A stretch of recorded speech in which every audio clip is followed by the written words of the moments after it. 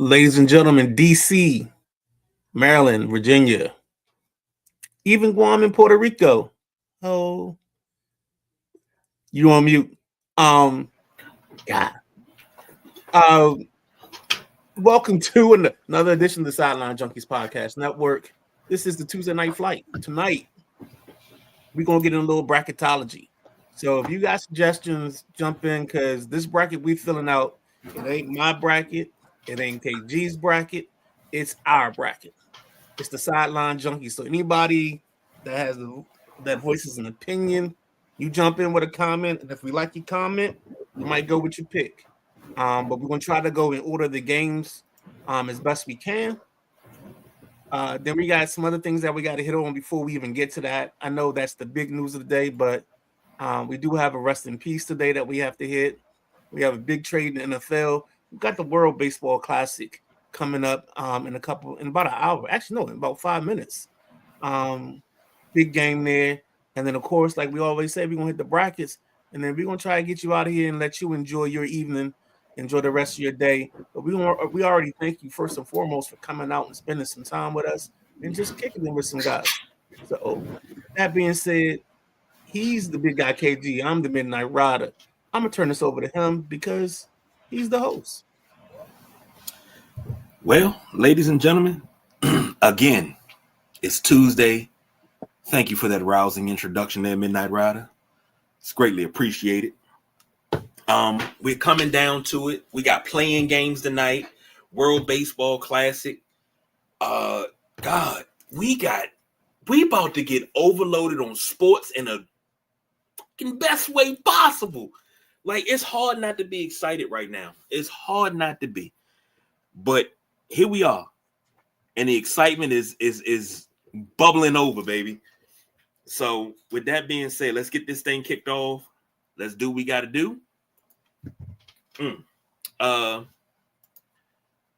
Josh from Highly Opinionated said, "You guys keep winning. I love this show." Hey man, Josh, we love your show, baby.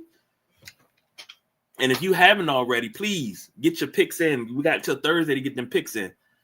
So you want to pick with the best? Stick around because we got that tonight. Did our bracket won last year, didn't it? Nah, I don't think so. Didn't we? Nah. Okay. We had a couple of trouble spots. I forgot who won the bracket last year. I can look it up. I got to figure out how to look it up. But there's a way where you can check your group's history. I know Maddie was quick to let me know that he's the reigning, defending back-to-back champs in the women's bracket. So that's where we are. Yeah, I saw that too. He had to let that be known. Yeah, I saw that. Yeah, I was like, all right. We got to start this one off on a sad note. The lovely, the talented, the gorgeous Kiki Shepard from Showtime at the Apollo has passed away. She passed away, I believe it was this morning, from a massive heart attack. For those of us that grew up during a certain time, and you remember Saturday nights, you had Showtime at the Apollo, and she came out, and she was the Vanna White to Mark Curry, Sinbad, and Steve Harvey's Pat Sajak. And she always sent you home right. She also was an actress in her own right. I remember her on Thunder in Paradise and a couple of other shows. Her and Byron Scott had a foundation for to raise money for sickle cell awareness and research. And everybody was saying they were just they just did an event last month. They did one for the Super Bowl and they did a bowling event late last month. And so shocking loss, devastating. Midnight Rider. I mean, you said it the best. If you were born of a certain time, Showtime at the Apollo had a place in your heart. And there was one woman that was on every episode and was the mainstay, and it was Miss Kiki Shepard. She was just the person. It was a couple things that you knew you had to do at the Showtime at the Apollo. You had to come out, you had to rub the stump, and then you just know that Kiki was around. She was there somewhere doing something in some capacity, and that's what made the show. She lasted through all the different hosts, so that shows you she was a mainstay and she was part of the fabric that was that show. So I'll leave it at that. Um, but yeah, man. For some people, she was their first crush. Maybe for some, she was their third or fourth. It depends on who you like back in the day. So that's all I got. All right. Anthony checking in. He said KG was Showtime at the Apollo before or after Star Route, which was another town based around. No. Showtime at the Apollo was around the time of Star Search. That's what I think he meant. Yeah, Star Search was on. Star Search came on network TV. You know, when you lived in the area that we lived in, Showtime at the Apollo, you could watch it first on channel 50. And I think you could watch it the second time on channel 45. So I thought I always watched it on NBC. really, it was like at 1:00 in the morning though. Yeah. That now I do remember that because Saturday I think it used to come on like 8, like on channel 50. Okay. And then Apollo Comedy Hour came on like 8:30, and then 9:00 you had to watch Tropical Beat on channel 32 with Mona, WHUTV, Howard University. You know, God, I'm boy, just showing my age. Your memory, boy. I'm showing my age. That's all. But she will be missed, man. I mean, the outpouring of love didn't just start with her death. It was constant all through. Everybody loved Kiki Shepard. If you listen to enough hip hop and rap songs, you heard her name in quite a few.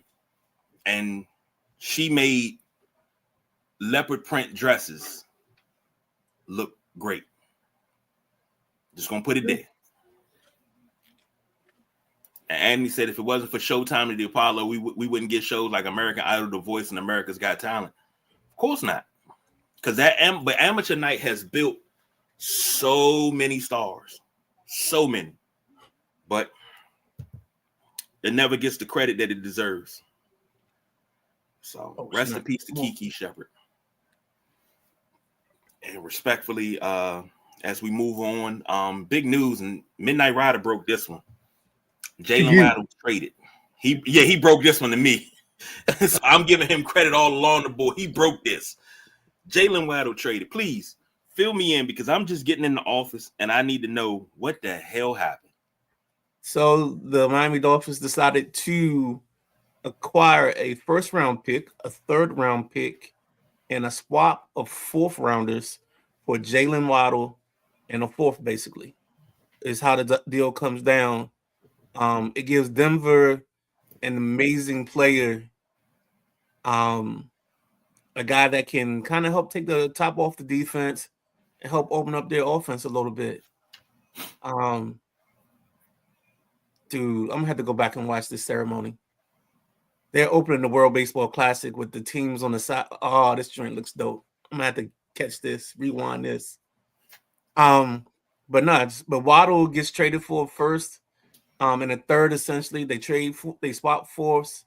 It gives Miami what they're looking for because Miami's not looking really to add any payroll or keep any payroll. So now the times that we thought Anthony might have been crazy talking about A-Chain getting traded, it's more reality. I don't think it's still to Houston, but I think they will clean house and kind of start over and build this up from the ground up because they don't have.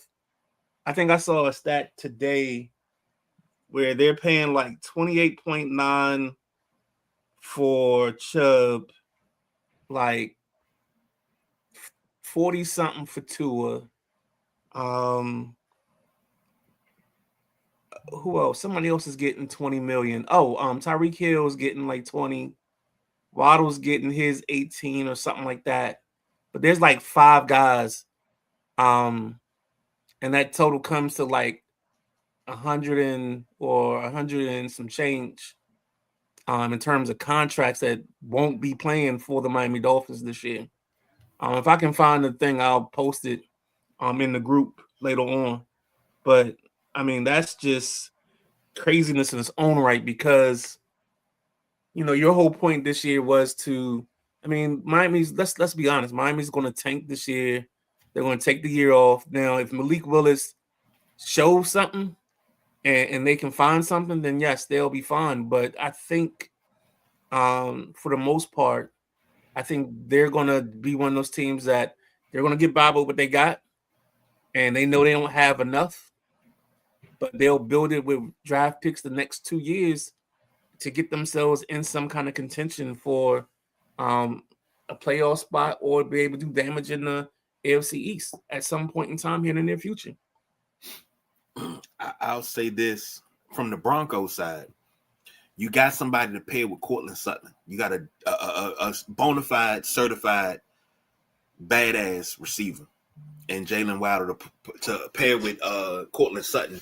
Now, looking over the roster, when you got two receivers and you got your boy Evan Ingram, who at tight end, who your boy. Evan Ingram. Okay, Your boy. Yeah. But this offense was already an injury away from going to the Super Bowl. Now, I think this, I might be a little you are premature, very. but I think this puts them at least closer to being the odds-on favorite to go to the Super Bowl, or with Bo Nix coming back healthy. If they play the way that they did last season, which was really good, and if Nix would have started the AFC Championship game, we would have saw a different Super Bowl. I'm sorry.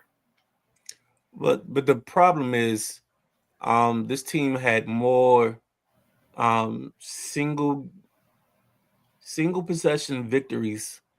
And there were a lot of times they were trailing in ball games and they weren't winning ball games or leading in the ball game going down the stretch. So this is another situation where you might see a team that, they got the luck of the Irish, the bounce, and it's hard to get that bounce again on a regular basis. So yes, they made the team a little bit better. They solidified the running game with J.K. Dobbins. You got R.J. Harvey. But still, I think that element and the fact that teams in your division will get a little bit better, I think it's going to be interesting to see how it plays out. Yes, indeed. Anthony said, as a Dolphins fan, I was shocked that we were able to get a first-round pick. I thought the best we would have got is a second, a one, a third, or a third with a fifth for Jalen. And he said Sullivan said that he's going big and fast and physicals with his receivers. And as much as I like Jalen, he does not fit that description. Absolutely agree. And he said the next guy to go. Go ahead. No, I agree with him on this. The next guy to go is A-Chain. But I think a kid that you might want to look at, I don't know if it's too rich for my blood at 30, but a guy like the kid at Indiana, Omar Cooper, is a big physical wide receiver who might be a person that the Dolphins can acquire at 30 or maybe with their early second, since they're talking about big physical wide receivers. Another person that might be on their radar is the kid from Vanderbilt, Eli Stowers. I don't know where he's going to fall because he's not really a good blocker or a blocking tight end. He's more like a glorified slot. So I wonder how they're going to manage that part of their roster as well. Anthony said he reiterated what he said a few weeks ago. The next guy to go for the Dolphins is A-Chain. And Midnight Rider said that early. He said he just don't think it's Houston, but he think he's the next to go. Anthony also said Broncos fans are going to be pissed. Waddle tends to drop the ball in big moments. He had a case of the drops his whole time in Miami. Okay. I'm going to take your word for it, but I know that comes with a grain of fandom. So whenever you have a little fandom mixed in, sometimes you highlight certain things over. I'm not going to say it's not the truth, but you just see it a little jaded from a jaded version of the reality. I'll say it that way. I'm looking at Denzel Boston and Bryce Lance. You got to give me a school for Bryce Lance. That doesn't ring a bell. I know Denzel Boston's at Washington. But is he going to fit? I mean, is Denzel Washington going to be fast enough? He has everything else, but will he be fast enough to be an impact player right away for Miami or to help Denzel the team Boston. early. That's what I said, right? You What I said said, Denzel Washington. Washington. My bad. My man. Either way, I think both to be good. He said Bryce Lance is North Dakota Ah, State. okay. Trey Lance's brother. I know what you're talking about now. Okay, but no, Josh Allen went to Wyoming. He means Carson Wentz. Okay, Carson Wentz went to North Dakota. Okay, because I'm about to say, hold on, he went to Wyoming. But I think it's gonna be. It's gonna take time to know who won this trade, and this is something when you do a show with somebody for well over 6 years, well, going on 6 years, you pick up a lot of their tendencies. And something that I learned from a brilliant man was you can't determine who wins or loses a trade right away. You need at least 3 to maybe 5 years to know who won and lost that trade. So that brilliant man is this guy right here. Because he said that to me, and I never thought about it like that. I was always thinking on the surface, and he was like, nah, dig a little deeper. Because you got to look at it like this. Well, there it is. So we won't know who won this trade for a couple of years. Checks in the mail. So, World Baseball Classic. Fill me in. Tonight's championship game. That's the United States versus Venezuela. Okay. This on paper, like I was listening to a guy earlier today on Grant and Danny, and he was like, look, on paper, you can't have a more even matchup. For the last, however long was it, 2 weeks, the tournament's been going on? Like, he was talking about their batting averages are like the same at 272. Their runs scored, they're like within 2 runs of each other in terms of runs scored. In terms of pitching, both teams pitch very well, especially their bullpens. So this is one of those games. This is going to come down. I'm gonna have to quote Sarah on this. Like, to win the game, you're just gonna have to win the game. I don't know a better way to describe this one. I want to say that if the U.S. can get out early, but I mean with Ronald Acuna Jr., Salvador Perez, and those guys, I mean, I don't think they'll shy away from the moment. If the U.S. gets up, I just think they'll fight back. Both teams' bullpens have been very successful in this tournament. Probably the 2 best bullpens in the tournament, to be honest with you. So, of course, I'm picking America. Just because there are a couple teams that I normally root for in these international competitions that didn't make it. Like I used to root for Cuba in these events sometimes.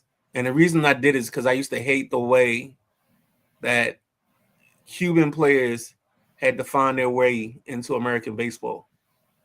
Like if you're a Japanese player, you're a Korean player, you get transferred in.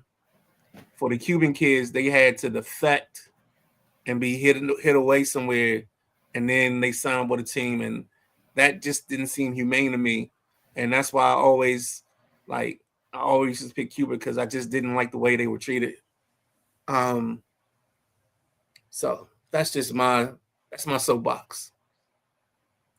I agree with you. I understand how you feel. But no, this is gonna be all the pageantry. I think this is in Miami. Yep. Lone Depot Park in Miami. Basically the Marlins Stadium. The teams came out in a row. Aaron Judge leading the Americans. I couldn't see who it was leading the Venezuelans. They had the flags on their shoulder. They gave their flags to the flag holders. We got Joe Davis and John Smoltz on the call. Joe Davis is one of these up-and-coming baseball guys. So you're going to get a good call on this game. But, man, I can't wait, bruh. I can't wait. Like tonight, I'm stuck because I don't know what to watch. I kind of want to watch some of the Wiz, even though because they're perfectly planted like I think they're third last, maybe they're second to last. They're in a nice little 11-game losing streak. I think the bottom 5 teams, the Wizards are 0-10. The Kings are 3-7. 1-9 is Indiana. So these teams that are tanking are definitely doing a good job at tanking. Like they're making a science of it. I don't think I've ever heard anybody, maybe in the last 5 to 7 years, say that they might watch The Wiz. And you're not talking about the movie, you talk about the Washington Wizards. Yeah. 5 to 7 years, possibly. I make my timeline may be off, but I haven't heard anybody say nothing like that. No, I said it last year because last year I loved what was it? My kid from the big kid they drafted out of Tennessee. Kashawn George was my guy. Yeah, you talked about him big time. And this year my guy is Will Rowley, the kid from Illinois. And if he had stayed at Illinois, they'd probably be on 1 seed right now. You put him with the other guard they got, the freshman. That could be trouble. But Will Rowley's like 6'10". He's 180 pounds. He can score it with the best of them. He's got like I'm gonna say a KD quality. I'm not gonna say he reminds me of KD because I reserve the rights to not give people that level of glory. But I think he's one of those kids that's gonna make when you watch games, they give you Trae Young for like 16 or 17 minutes. You got Koulibaly starting to score a little bit more. He's going to be interesting this offseason because he's going to get a little bit bigger, stronger, and faster. You're going to get Keyshawn George. You're going to get or Keyshawn George, whatever he wants to call himself. You're going to get Trae Young, whatever they decide to do with Anthony Davis. You get whatever you want to get from Sarr. Like the kid Watkins they drafted in the second round out of Florida State can defend with the best of them. Like he will put the clamps on anybody, their grandmama, their mama's mama. And then he'll apologize afterwards and say, sorry, Miss Jackson. But he is real. Thank you. I know you Mr. Puerto Rico, so thank you. I did. Anthony said, talking about the World Baseball Classic, he said, I feel the Hispanic community is going to dominate that stadium and they're going to be supporting Venezuela even though they're U.S. citizens. You're supposed to. And that's what I love about baseball. When this World Baseball Classic comes up, you can be a U.S. citizen, but your roots may be in another country. You're supposed to support who you support. And that type of crowd. That place was electric last night. Ooh, I can only imagine. So it was 2-1 Italy going into the 7th, 2 outs, and then all of a sudden Venezuela gets 4 straight hits, goes up, and then they go up 4-2. And I swear, if I heard the announcers talking, I'd be surprised, dog. The stadium was in an uproar. I think that's how it's gonna be tonight. But I think don't sleep on the Americans, man. We done beat Canada. We slayed that dragon in hockey. The women's won their thing, and only to imagine the world doing this on an Olympic stage and baseball actually giving in, which I doubt very seriously. But if baseball just had a way where they could keep or remove their head from their ass when it comes to smart decisions, there's no way I wouldn't have major league players in the because now they warmed up. Like you get in the World Baseball Classic in March, and these guys haven't really like got into their flow, into their swing. So this is why you worry about pitchers and their arms and limiting their pitch counts and all that stuff. But when you get these guys in when's the Olympics? Like mid-June, July. Mm-hmm. And they done got that, as you like to say, some of that old and gone through that engine. And maybe instead of 162, you do, 140 and make it work. So that way you don't have to do you don't have to force a bunch of games in a short stretch of time. But there's no way. And I'm gonna go with it. No, no way that the Olympics should have to live without baseball in the Summer Olympics. That's all I'm saying. Because It's I gonna be mean, the it's best the thing they best ever sport had. they ever known, Yeah. and I there's mean, no you way already that they saw could ever go. you already seen it with hockey. That's true. Can you imagine baseball? I mean, in the Latin countries, oh my God, and the songs, and then you get some of the British because they're playing good baseball. The Mm-hmm. Italians play way better than you ever thought they would have played in this format. Now you get them on an Olympic stage, man. I think the only person that won't be there is Mark DeRosa. I think this thing hurt him to a standpoint where I think the Americans, if there is an Olympic version of this, they're going to go with a true manager. Now he might be a manager by then because I thought he should have been a manager before now. But yeah, Anthony said, "Midnight Rider, you talking about the guard that they drafted last year, Kasparis, I'm not sure what we were talking about. with the Wizards?" Nah. And he Nah, it's said, not "Guys, Casper. are we unless you're talking about Kispert? Kispert got traded. Yeah, he got That's what traded. we're I was talking about. pissed about that. I wasn't. I like I went Corey down to I went to the house with a U-Haul. Kispert. You and B got y'all got something going with U-Haul or something, man. No, I mean, I mean, not to quote, well, yes, to quote the late Johnny Cochran, if the glove don't fit, then you must have quit. And Kispert doesn't fit this team the way it's currently constructed. So that's why I say I would go somewhere else with this. And I thought it was great to move him because A, he doesn't fit the timeline, and B, his level of shooting, I think you can make it up in the aggregate between Trey Johnson, my man Will Riley, and Kayshawn George. Like I think you can get the same shooter. Oh, he's talking about the guard that he drafted. No, I'm not talking about him. Okay. You want to take a break, reset, come on Yeah. back, and we do these brackets. Yeah. So don't go nowhere. Get your pen and paper ready. If you haven't already signed up, I'll put the link in the comments. But get your pen and paper ready. It's about that time. We're going to do the Sideline Junkies Podcast Network bracket picker. Stay tuned. We'll be right back.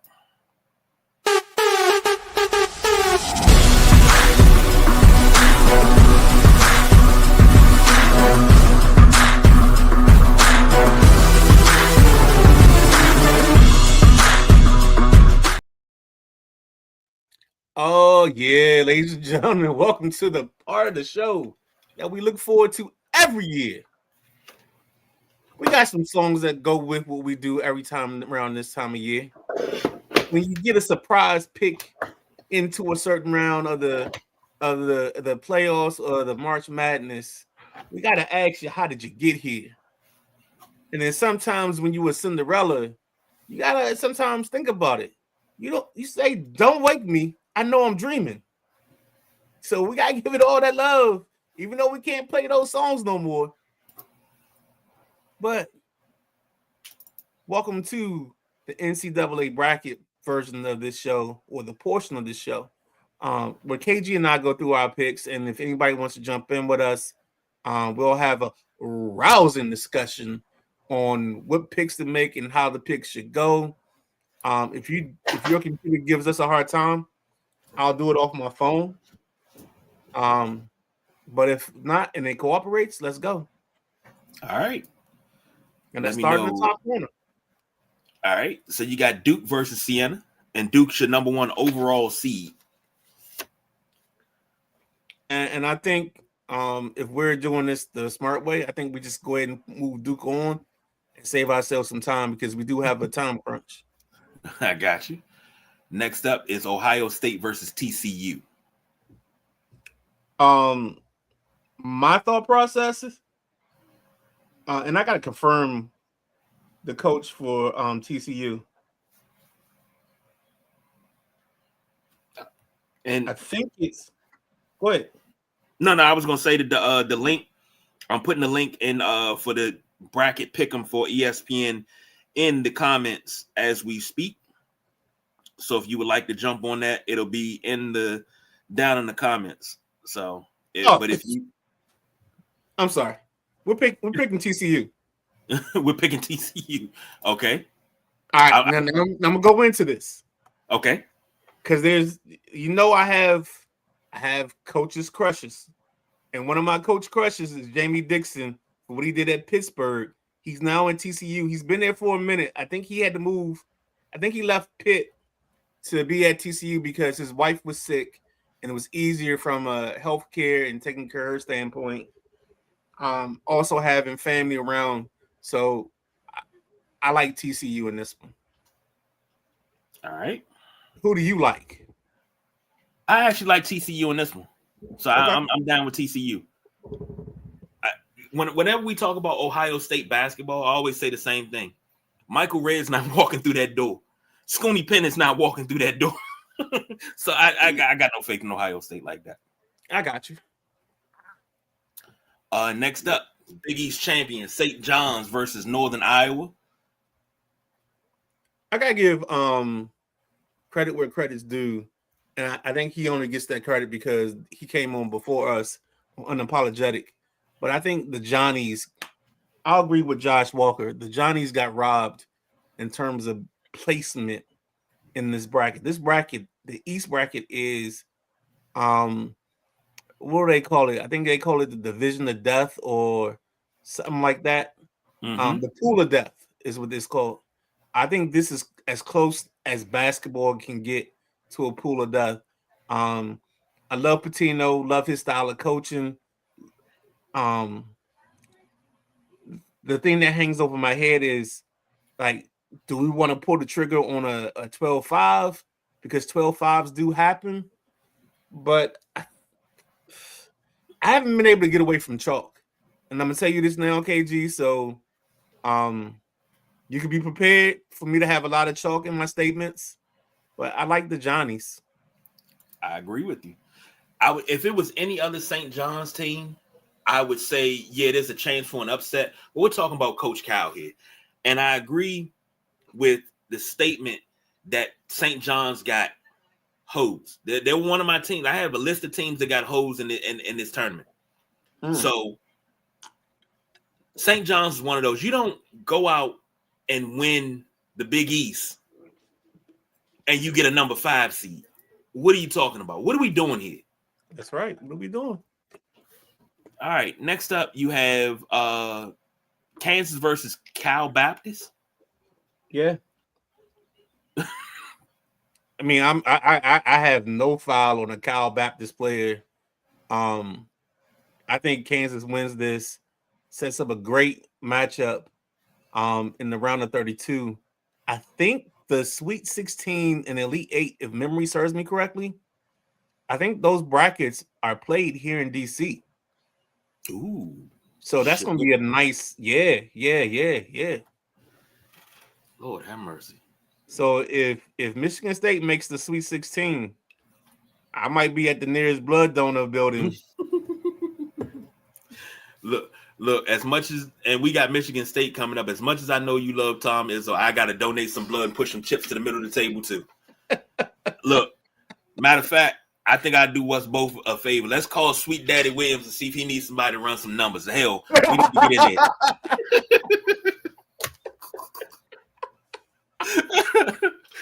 Next up, you got Louisville versus South Florida.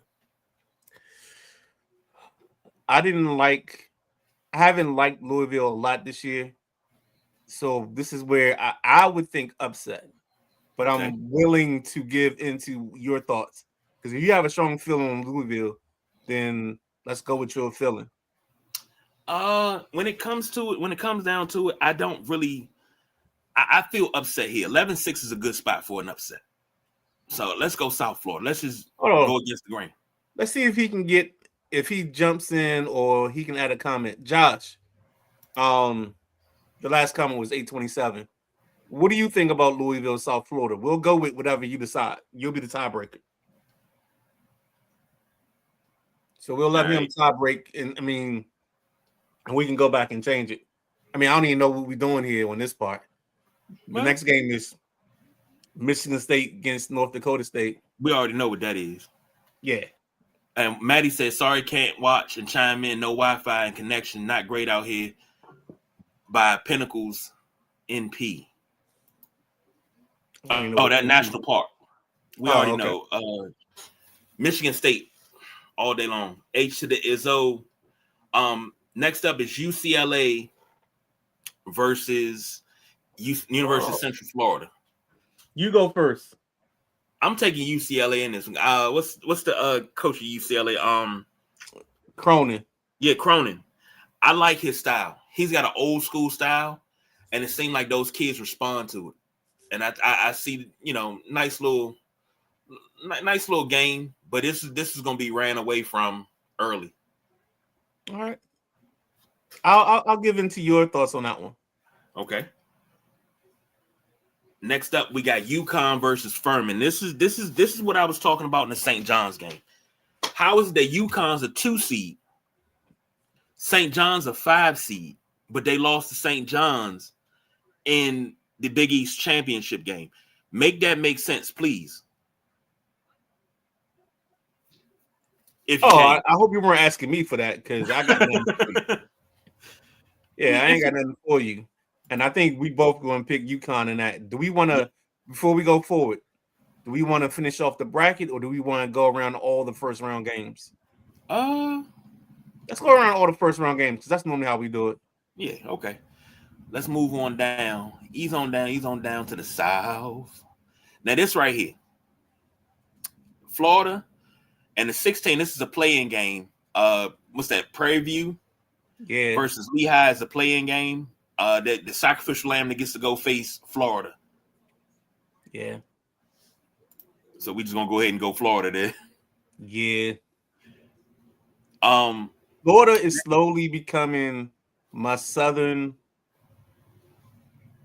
Let's give him some shout out. Give him a love. I'll go my southern girl. I knew he was going because I knew you was gonna go there because I was getting ready to say that. Go ahead and cue Frankie Beverly and Mays Southern Girl, because that's what that is for you. I love me some Florida. I love their guard play. They got a guard that transferred in from Princeton. Start of the season, dog. It looked like I was like, oh man, you might need to go back to Princeton, bruh. But now they got that thing burning, man. I don't know. It's gonna be interesting. I don't know how far I'm gonna have Florida go in this bracket, but we'll see. Clemson versus Iowa. Get out of here. That's a toughie. God bless America. Get out of here. Get on out of here. I'm gonna go Clemson. I'll go with the ACC with this one, but all right. If you say Iowa, I'll go Iowa. Nope. This one I'm gonna acquiesce. Okay. Vanderbilt versus McNeese. Come on, let's test your knowledge. Okay. Don't do that to me. Don't do that. Hey. I'm messing with you. This is the interesting part. I think the next 3 picks you're gonna be surprised at who I take or who I like. But I like Vandy, even though this is a 5-12. I don't know if the 5s get a 12 this year. Got you. And if they do, it's in the lower part of the bracket on the other side. It's the Akron versus Texas Tech game that may be the 5-12 upset. Next up is Nebraska versus Troy. And Josh said in the comment, he said Nebraska has never won an NCAA tournament game. I never knew. I never knew. Yeah, that's one of them stats that you gotta, because if it's, I'm gonna say it like this: if you've ever been to a tournament game, you understand that when the underdog is in either a tight ball game or they're winning, there's sometimes 4 teams in that section or that sectional, and 3/4 of the fan are rooting for the underdog. it becomes a home game for, like, this could be a home game for Troy, wherever they're playing at. La la la. Nah, nah, nah, nah. Give me Troy. I'll take it. Now, this one right here, we ain't really got to do too much. I know where you're going here. Even though North Carolina's down a star, do they beat VCU?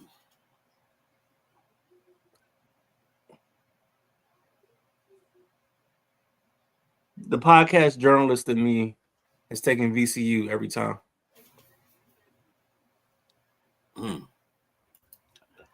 Let's do it. Because Caleb Wilson's gone. I don't like our guards. I think VCU is going to pressure us and make our guards make plays that they're not used to. So, and also makes it easier for me to get Illinois to the Sweet 16. Speaking of which, Illinois versus Ivy League champion Penn. This is another one of my teams that got hosed. I love the way Yale played, but Penn played a little bit more grittier, if you can, in Ivy League, but they played a little bit more grittier and wound up taking the Ivy League championship on, I believe that was Sunday. But I noticed that Yale didn't get into the tournament, and Yale was the number 1 overall seed in the Ivy League and didn't get into the tournament, which blows my damn mind. But I say Illinois in this one because I saw the weakness in Penn, and the weakness is they can't rebound, and they don't have a big to. If you got a big that can just rebound and put shots back up, Penn is in trouble. Because I watched Yale get offensive rebound after offensive rebound on one possession. I think they got 4 or 5 offensive rebounds, and this kid Townsend at Yale, big body. He's one of those. Not to sound derogatory or anything. He's one of those big white boys, country fed, like big long arms, wide, and he hits you with the up and under the move. He's human root canal. That's what he do. He creates space under the basket and puts it back up. He was grabbing rebounds all day long, and I was like, that's what I said in the chat. I was like, yo, this kid Townsend, shoot, he don't want to go the corporate route. He got an NBA future on somebody's roster. He's that. I like him that much. Like, I would pick him in the second round and be like, I'm good. Come on. That's just me. Yeah. Let's go, Illinois. You ain't have to do that much convincing to get me to say Illinois, bro. You probably can save yourself about 5 minutes because this is the game that's going to be interesting. Is St. Mary's and Texas A&M. Texas A&M has been playing the line all year long, and I mean, St. Mary's just, I don't know. So let's do this. Let's take Houston. Okay. And Josh, he agreed with that VCU upset over UNC. Yeah, all right, we're gonna take Houston. Tremble, but I worry about the pressure. St. Mary's, Texas A&M. You got to lean, KG? Be honest, I'm leaning Texas A&M. All right, let's go with it. All right. Let's move on back to the West. Arizona versus Long Island. Yeah, I mean, I think we'd be crazy not to take Arizona. This right here is a good matchup. Villanova versus Utah State. Man, here we go. If my coach Crush was here, this would be a no-brainer. But because he's sitting in the booth talking to Charles and them, I could be swayed easily to go. I could go Utah State. I could go Villanova. So I'll let you nail that one down because I don't have a lean. I don't want to pick this with heart. I'd rather pick this with intellect. Like you always say, I got to do the podcast journalist thing. I can't pick this with heart because my heart is going to say Utah State because of what Kevin Willard did to the University of Maryland. All right, so let's go with that. I like that. So we're going with the heart pick, and we're going to go with Utah State. Yeah, they have. Fuck Kevin Willard. Excuse my language. Next up, 5 versus 12, Wisconsin versus High Point. This is the worst 5-12, 4-13 section of the tournament. Agreed. Because I like the 5 and the 4 to a point where I'm scared of who am I taking when the 5 and the 4 plays. So, I mean, if you want to say Tom, I like Wisconsin and Arkansas. And if you got something different, let me know. If you want to do an upset, I'll be willing to listen. But you got to be like Johnny Cochran and create a good case on this one. I got no case to make because that's what I got. That's what I was going to pick. Next up is just 6 versus 11. The 11 is a play-in game between Texas and NC State. BYU versus either Texas or NC State. I'm going to go ahead and believe in the first round pick or the second round pick and go with BYU. Now this one, go ahead. No, I was gonna say this one. You got BYU. I mean, BYU's they're deep. They're a team that goes deep into the tournament usually, but this is a no-brainer for me. This next one, Gonzaga, Kennesaw State. You already know where I'm going. Well, you go ahead and just take the lead. Number 1, Gonzaga was another one of my teams that I said, Gonzaga won the West Coast Conference. And they only got a 3 seed. And they got a 3 seed. Where we at in the West? They should at least anything below a 2 seed for Gonzaga is horseshit. I'm just going to say that. And I felt very, very pissed off about it. And I got a couple more, so just bear with me. Once we get to them, we'll get to them. But I think that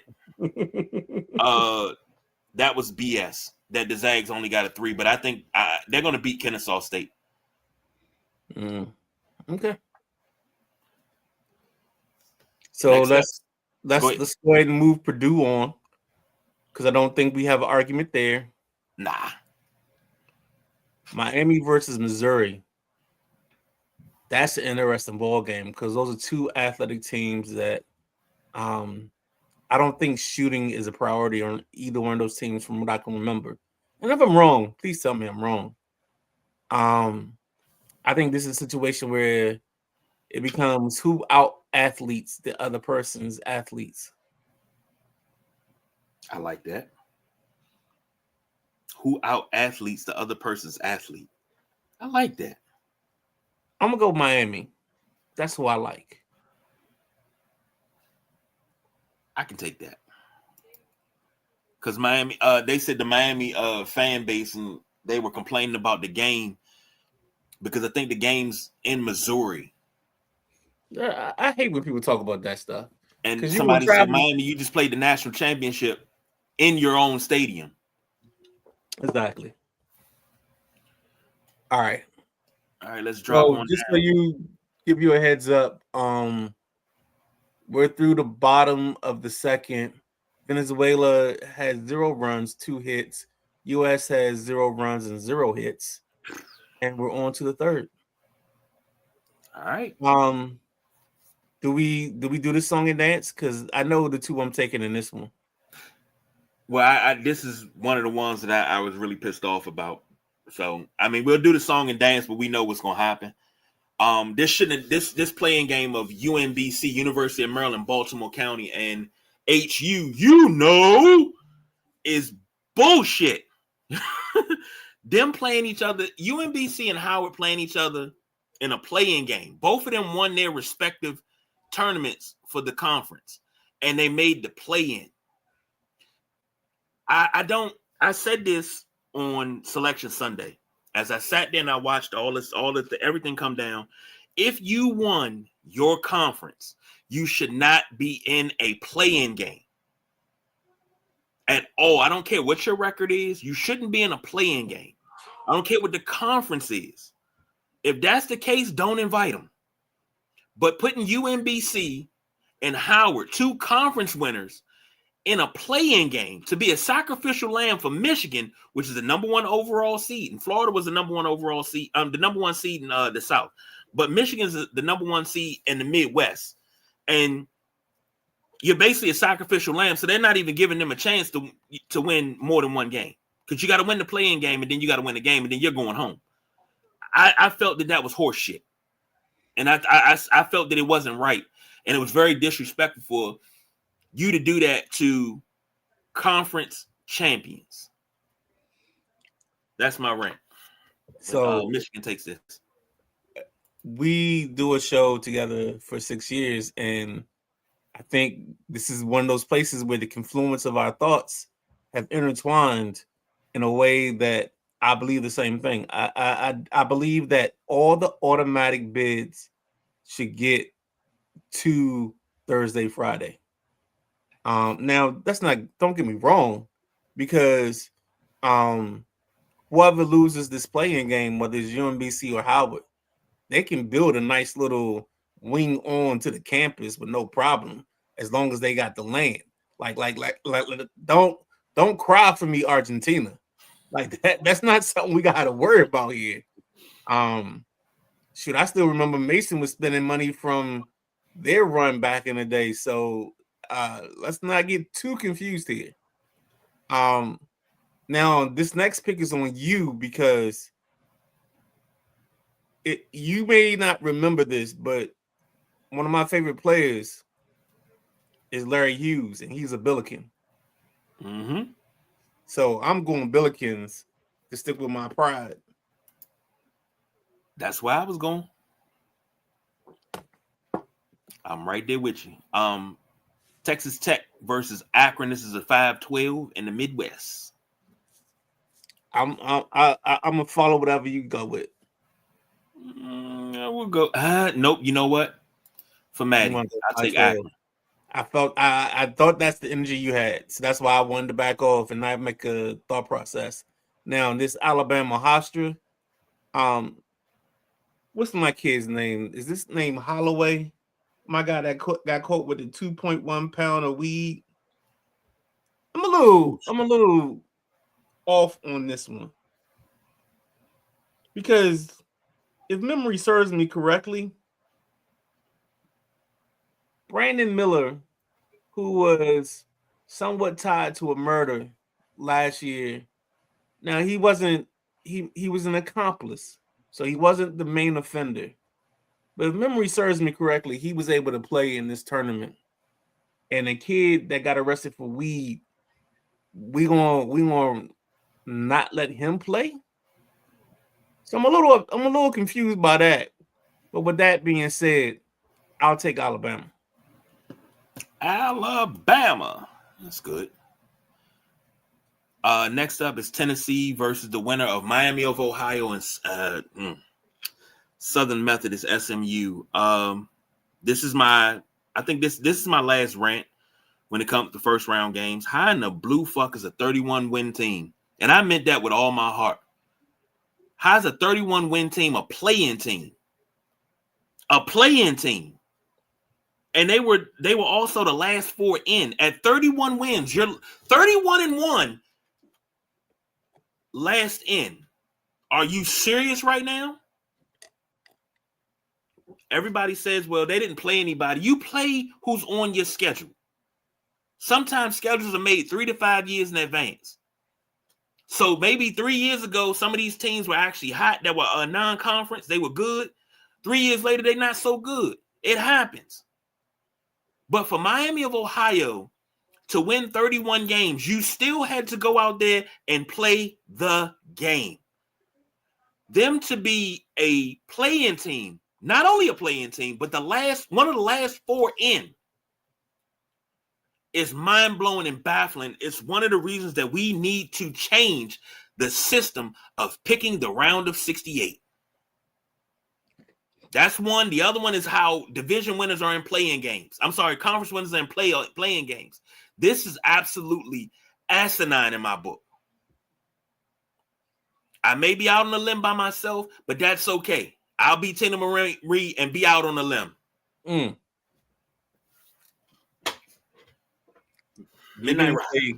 didn't say if you were taking Tennessee or the winner of Miami, Ohio, SMU. I'm taking the winner of Miami, Ohio. Miami, Ohio going to win the play-in and they'll beat Tennessee. That's for me.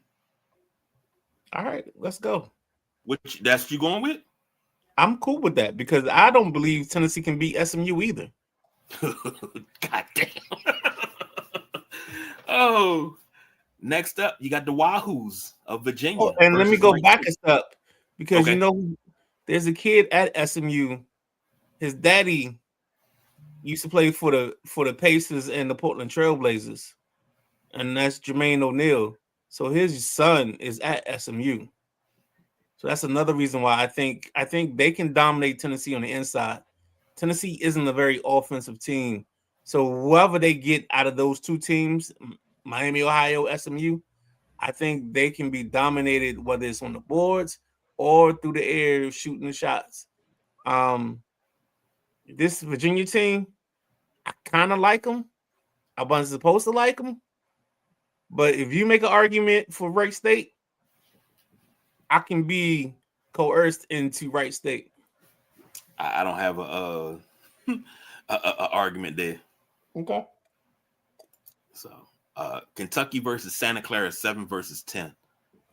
Good God. So I'm not gonna say the last time, but one of the last times that Santa Clara was a 10 is when they upset Maryland as a 7 back in the day. I don't like this Kentucky team, but I don't think I like Santa Clara enough. So let's move Iowa State on first. All right. Let's go ahead and get that out the way. All right, so Kentucky, Santa Clara. If you have something, let me know. Otherwise, we can flip a coin, and heads is the favorite, tails is the underdog. I got nothing. If I'm picking, I'm picking Kentucky here. All right, so let's go with that. We'll pick Kentucky. All right, let's go back up to shoot, not too far. Let's go back to the east. And Long Island and Arizona. I meant to mention with Long Island, I should have picked Long Island, but that's Rod Strickland is the coach of Long Island. So shout out to my man Rod Strickland. If you listen to this show, you know how I feel about him. One of Well, the premier you point know, guards. back in the day, that's one of the games that I saw was LIU versus UConn 1998 in the tournament. I sat across from Rip Hamilton, Khalid El Amin, and company. Um, I used to want to go. I wanted to go over to him and tell him that everybody thought that at George Mason I was the Khalid El Amin of George Mason, but I ain't do that. I digress. Yo, I got Duke. I'm gonna shorten some of this because I think I have some. This is the one. This is the one. That's If they Chris want. That's they Collinsworth, want. if Chris Collinsworth was here, he'd be like, he's a guy. Here's a guy. Dwayne Peterson, I think that's his name, or Mr. Peterson. He's the prolific scorer. He's the guy.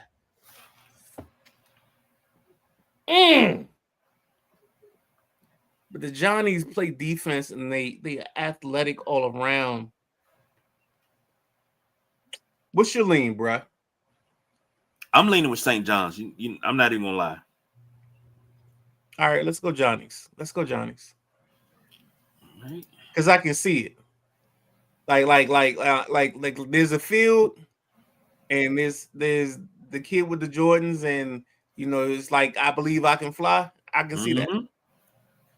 All right, so if we got South Florida versus Michigan State, I think we know where I'm going with this. I'm going the same place. And then UConn over UCLA. Agree with that. Moving down to the South, Florida versus Clemson. Florida.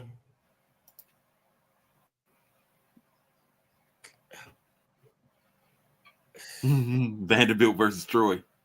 No, I don't have hesitations. I just want to get your thoughts before I just say Vanderbilt. Hey, that's where I'll go. I got no dog in the fight here. But Vanderbilt had a very impressive win in the conference playoffs. So that's why I like Vandy in that situation. And then I like Illinois over VCU. Guard I'll play. take that. Houston, and Houston was the runner-up last year. They were the runner-up because I had Houston winning it all last year, and they did not, but they were a runner-up.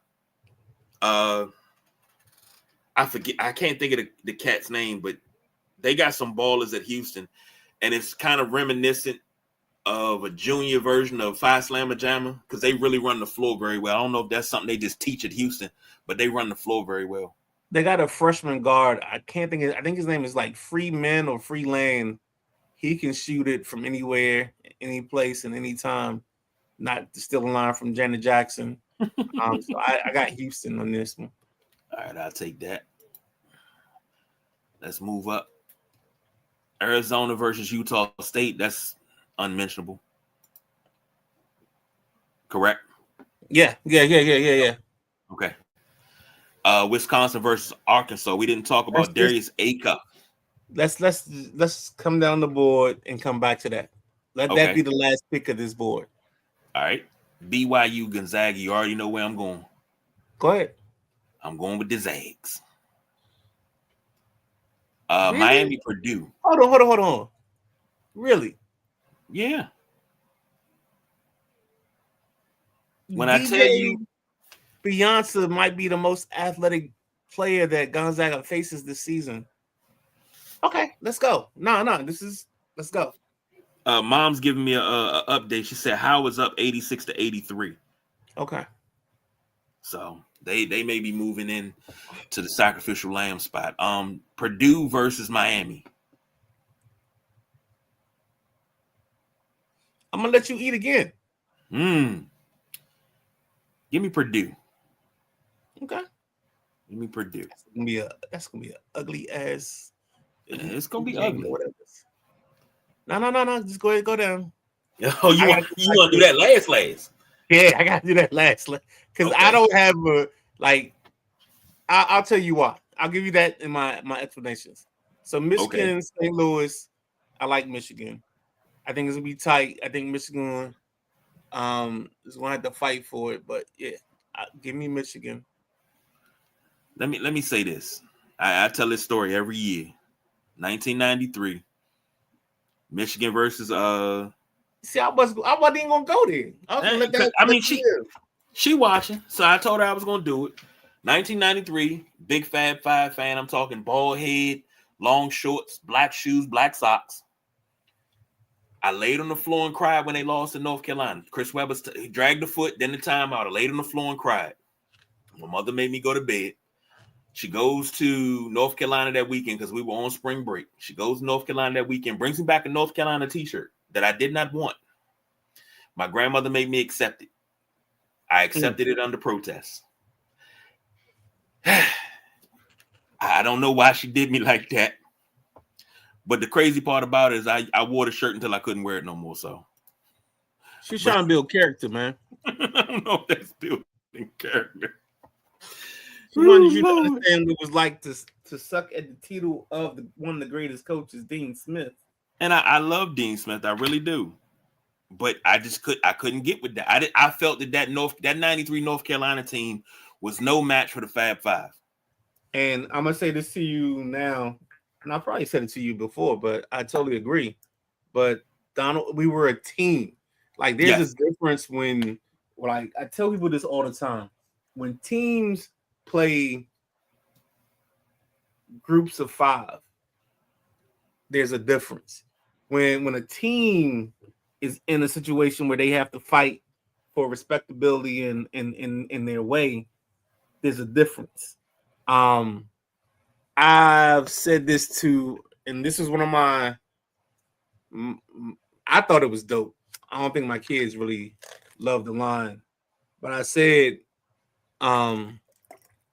you'd rather be a punch than a slap.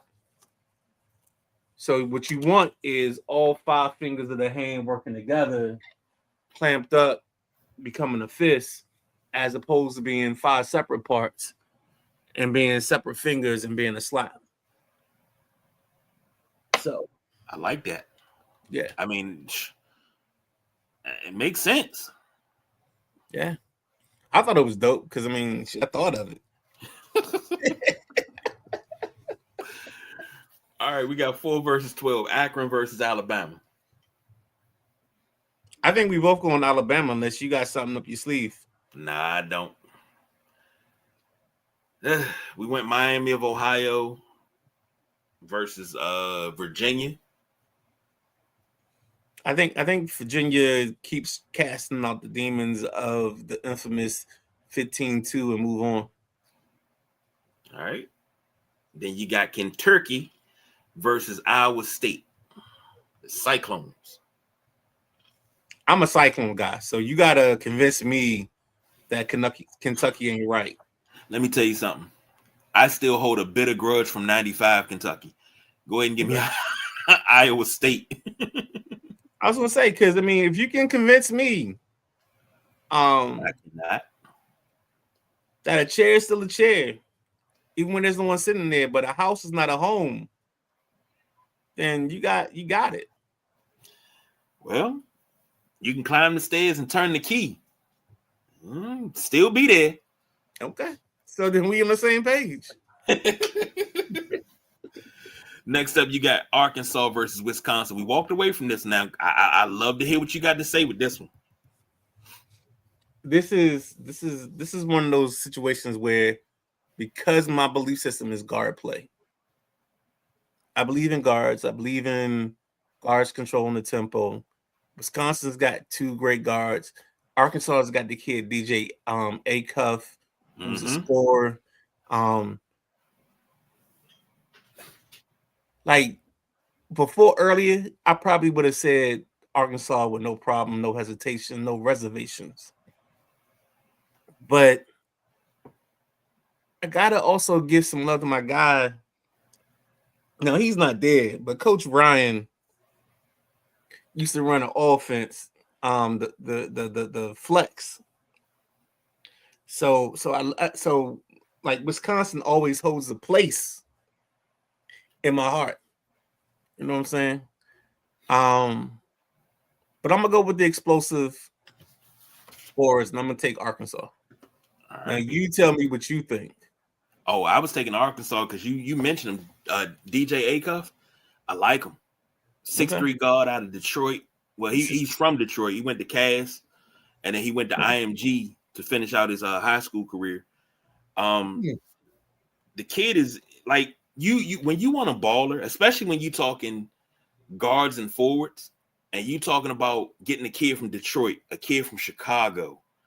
Hell, sometimes when you want a point guard that's fundamentally sound and can play the game the right way, you go to Baltimore, you go through Maryland, you even go to Florida, and you find these kids.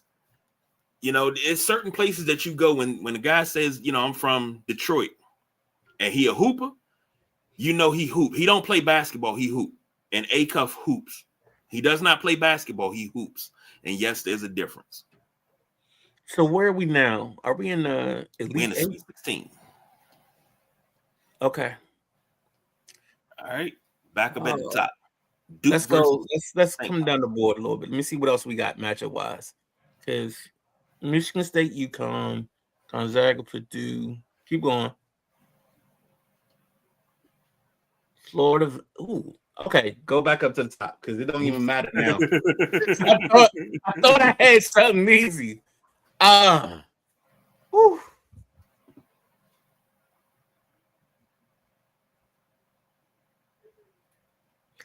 Duke St. John's, right? Yep. That's number 1? Yep. God, I can see both these games going either way. I can see Arizona, Arkansas going to Arkansas because of Acuff. I think Bailey is a solid guard, and he's going to get them through, and they can play. Give me Arizona on the other side. Ooh. Now, if you want something different. Now, I was picking Arkansas because of the player Acuff, and I think he can impact the game. I just don't. I don't really feel Arizona. No, let's go. Okay. All right. So Duke St. John's.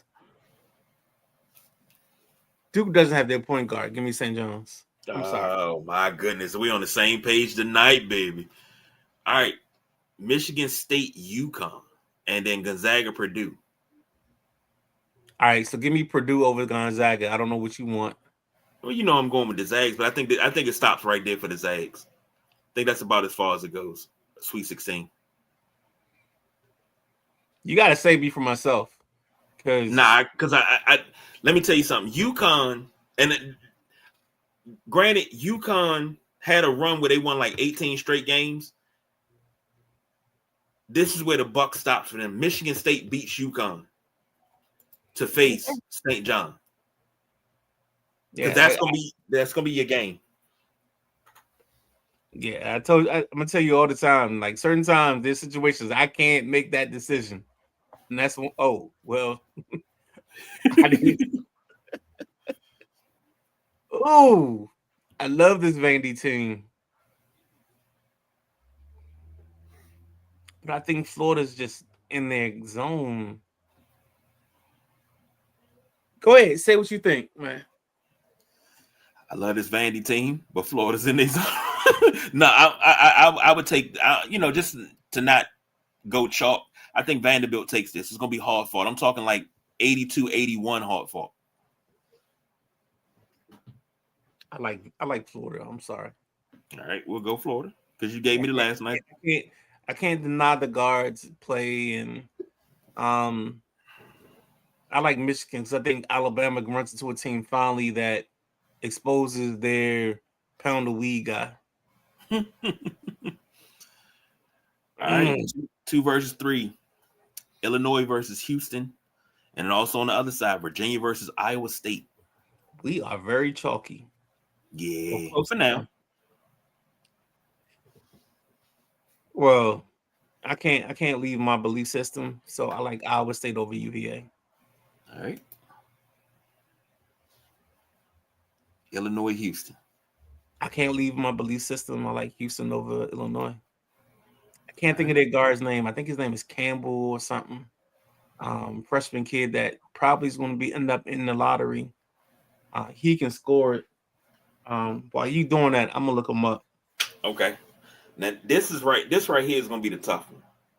And I know where I want to go with St. John's, Michigan State. I kind of sort of know where you're gonna go.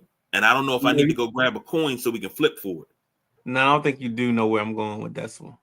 If you going against Tom Izzo, I swear to God, and 5 more black people, it's gonna snow tomorrow.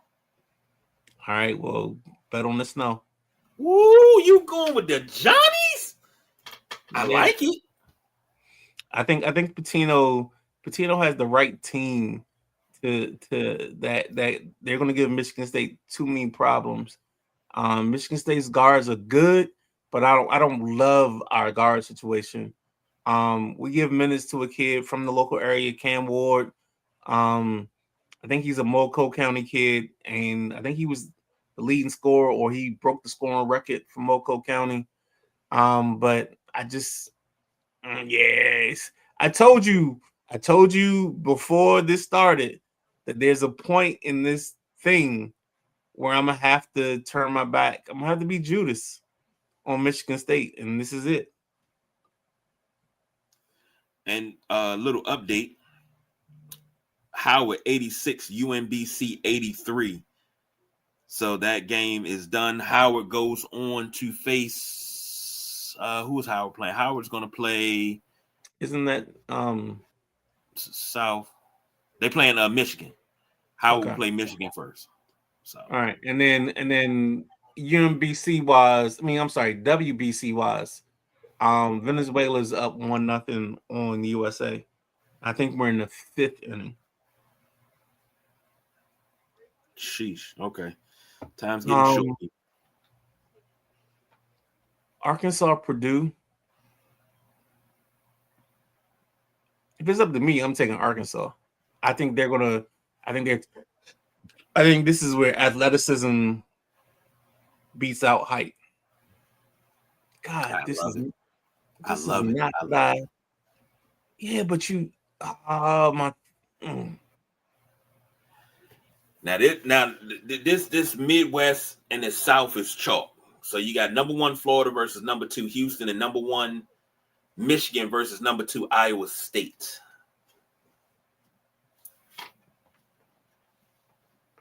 How did we get here? How did you get here? Nobody's supposed to be here. I picked it out to Florida playing Houston. And I love Florida. And you know I love me some Kelvin Sampson. And I think in my bracket, I took Houston. So I'm gonna let you be the voice of reason and give the word some life. It's a funky introduction of how nice I am. Tell your mother, tell your father, send a telegram. I'm like the Energizer Bunny. See, I last long. Yeah. And I'm gonna go ahead and take Houston because I think Houston makes it back to the Final Four. Michigan and Iowa State. Ugh. Now, let me preface this. We got Michigan on a national stage, but it was here in DC. Michigan played Duke. I think that was a 1-2 matchup a couple of weeks ago. Right. And we got to see that live and live in color in person. And Michigan was exposed in that game. In my true opinion, I think Michigan was exposed. Okay, and so if I'm wrong, I'll admit it, but I think they were exposed. Then you take the pick. I say Iowa State. If you got conviction, so like that's the part about this whole thing. Maybe everybody doesn't understand when we do these, but like there are times when I'll take your conviction over my thought process. So let's go Iowa State. I take Iowa State all day long, baby. Now we down to the Final Four. Woo! We must want people to fight. Ooh. St. John, number 5, St. John's versus number 2, Houston. Number 4, Arkansas versus number 2, Iowa State. I'm gonna go ahead and say it now: Arkansas over Iowa State. Okay. All right.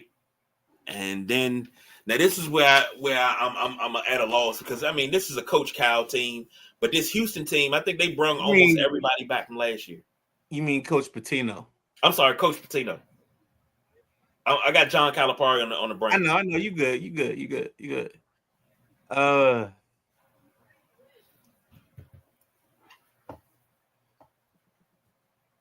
God, I'm getting stuck in my blackness. Give me Kelvin Sampson. And Houston to go back to the championship game. Ooh, wee. And then I'll take Houston over Arkansas. I'm not mad at you. Maybe a year off, but I think you know the symbolism too, though. That's the bad part about this. Because Arkansas did just recognize Nolan Richardson, but I think Houston wins. And it's a 63-61 ball game. So what's that? 124? 124. Let's put it down. All 63 picks made. Sideline Junkies got the Houston Cougars winning it all in Indianapolis on April 6th. Hitting submit bracket. Let's go. Let's go. That's crazy. That's crazy, man. This is what we do. We do it because guess what? If we do it any other way, it wouldn't be us. No, you're right. It would not be us. So, God, man, that's crazy. Houston, Arkansas. I don't think I've ended up in any of my other scenarios with Houston and Arkansas.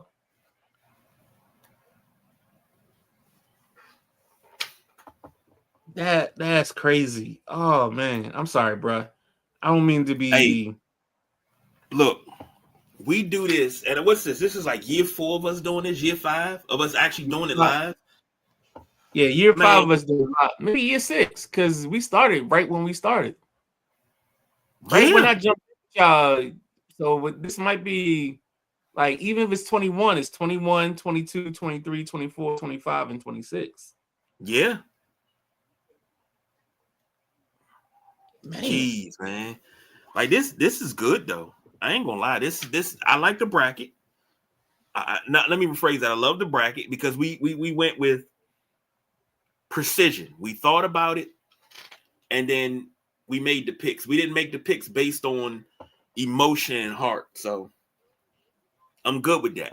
Yeah, somebody would probably say that the kid emotion got in his way a little bit with Izzo and a little bit with Jamie Dixon and a couple other people. So yeah. Well, I'll say this: emotion got in the way with Miami of Ohio. Emotion got in the way with the Zags, but for the most part, emotion didn't get in the way. For the most part. All right, I'm with that. What's today? Today's Tuesday. Am I gonna? All right, man. So let's do this. It's Tuesday. We kind of did our picks. Tomorrow, let's get the people prepared because we got the women's part of the bracket tomorrow. Yes. And we have a women's college basketball aficionado. We will take your assistance because otherwise, this is going to be it's not going to be chalk, but there's going to be some feelings involved in the picks that are made tomorrow. Let's go ahead and make it UConn versus South Carolina's final, and let's just go ahead and go home. Nothing more than feelings. I don't have I don't have South Carolina and what you call it in the final. I got UConn. I think I got UConn in Texas. Wow. I think I got to go back and look at the bracket, but I think Texas has figured out South Carolina.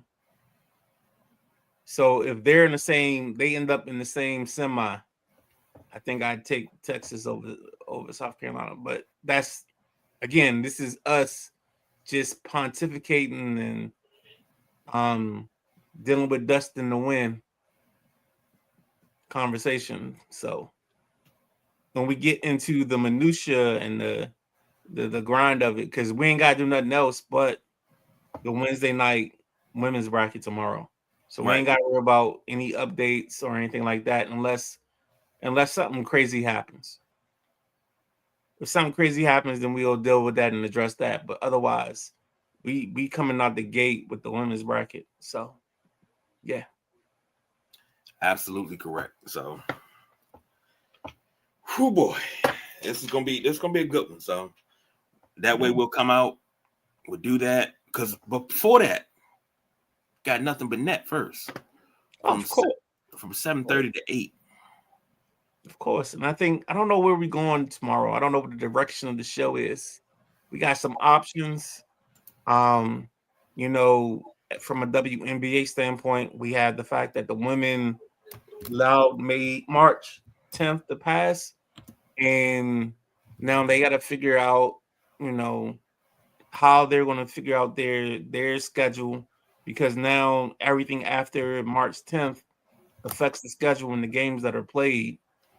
We also have the NBA vote coming up soon on the expansion teams, even though I think we're set on the Sonics and the Vegas team, but I think that has to become official. Why would you put a team in Vegas? Why would you put an NBA team in Vegas? Okay, so KG, think about this. Okay. All right. Grab my coattail and follow on. When you have a basketball team a football team in Vegas, think about the last 3 years. And if you remember correctly, the last 3 years, the Vegas team has had the highest single game selling price of all the games. So you think a guy like a dude from Philly that has never been to Vegas wants to go to Vegas and spend, even though it's a night or a couple nights, it might be 2 nights, 3 nights, 2 days, whatever it is. He gonna go to Vegas and enjoy the Vegas nightlife and see his basketball team play in Vegas for the first time. You don't think some dude from Washington is gonna want to go to Vegas and spend money to watch his team play in Vegas for the first time? You don't think some guy from LA is gonna want to go to Vegas to watch his basketball team play for the first time, the second time, the third time? If you told me we took a all-inclusive trip to Vegas and this new Vegas team were playing the Bulls, would I want to go see it? Of course I'd want to go see it, but it Ooh, had to be affordable. hold on. So William Abreu just hit a 414 foot bomb in the top of the fifth. Venezuela is up 2-0 on USA. Um, yeah, let's go, baby. Fight back. But I'll say this. Expansion is I knew they were going to do expansion. I'm glad that they're going to bring the Sonics back. Now, with that, Hold on. Answer this question. Where yeah, would you go besides Vegas? And think about your answer before you say that. where would I go besides Vegas? That's a good damn question, because the only other place you could go besides Vegas, it's a no man's land. You really wouldn't want to go there, and that's New Jersey. So you're not gonna have New Jersey, Brooklyn, and New And York, New York. right? I Just not. mean, because here's the thing. Granted, New York and New Jersey are so close together. It's like Maryland and Virginia type. But I said New Jersey because they lost the Nets. The Nets don't play at the Meadowlands anymore. They moved to Brooklyn. And it's like, okay. I don't But think the league cares enough about that as a person like you would complain or worry about that. yeah, I mean, I'll take any place right now, just as long as Seattle gets the Sonics back. And I hope that they get the Sonics back, not just in name, but championship banners, records, everything that belonged to the Sonics, they get it back. The way the Browns got it back after the original Browns left and went to Baltimore. So I don't know if those provisions were made in the beginning. So I can't confirm that that's going to happen for you. When you go back to a city and you're going to take the name, the colors, and you don't give back the history.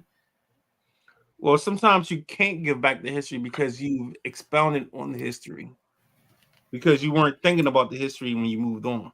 Yeah, that's true. And I don't think Oklahoma City was thinking about the history when they moved on, but Right. that's a lot of things. And I follow a page on X that's dedicated to the Sonics. We want our Sonics back. And they always say, Sean Kemp wasn't a Thunder legend. He was a Sonics legend. Don't put these people in Thunder Blue and say that they played with the Thunder. They never played with the Thunder. They were Sonics. And I that's the thing that I want to see happen. I want to see all of that come back so you can have Detlef Schrempf, Gary Payton, Sean Kemp, Nate McMillan. Shoot, a lot of the Sonics players have passed on, so I had to go with the '90s. David Wingate and Hershey Hawkins and all those guys can come back and say, "Hey, Sonics are back." And then also, they can put the Seattle Supersonics retro jerseys on sale. Probably pick one of those up. No, I get it, and I totally understand what you're saying. I just think that there's the issue. At the end of the day, that they got to figure out when it comes to that. and I don't know what that resolution is or how that plays out at the end of the day, if that makes sense. I understand that. I know Giannis hurt himself. I think that was night before last. He hurt himself. Did they have any updates with that you guys gonna cover tomorrow night? I don't know what the update is. We're actually waiting on the update. Okay. So yeah. All right. So that's nothing but net. 7:30 tomorrow night. The Midnight Ride and myself will be back at 8 to do the women's bracket. Thursday, we're gonna chill for a bit.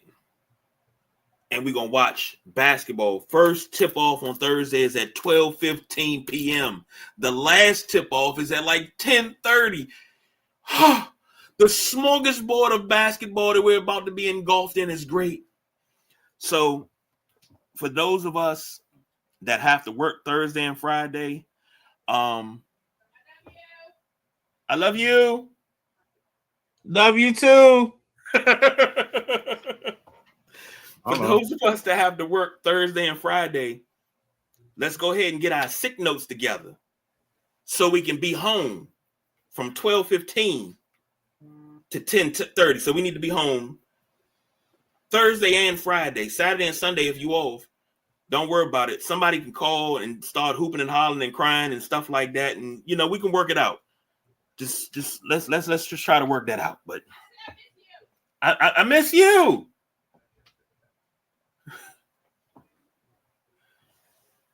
But I don't know what we're doing here. I don't. We getting out of here. So be prepared for tomorrow night, 8:00, right after Nothing But Net, which comes on at 7:30. So for the Midnight Rider, I'm the big guy, KG. This has been our yearly men's bracket filling out. Houston Cougars, don't let us down. But we are out of here. Let's go, baby.